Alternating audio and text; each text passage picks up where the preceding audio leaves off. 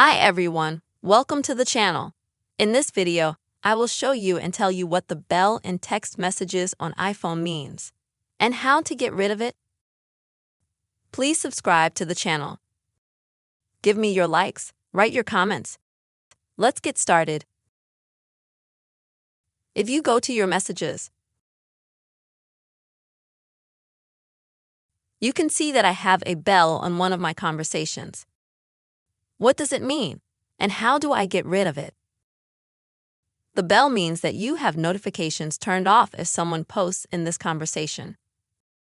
So you won't get any notifications on the pop-up screen that you've received a text message in this conversation. So how do you turn it off? Well, there are two ways to do that. The first is to do a little swipe to the left side of the conversation, like this. Here, as we can see, we get a bell sign. We can click on it.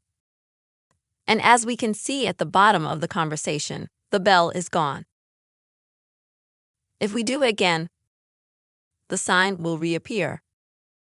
The second way is to click on the conversation. And as we can see, there's a ringing sign here too. We press Show Alerts, and it disappears. These are the two simple ways to remove the bell from the message texts on your iPhone.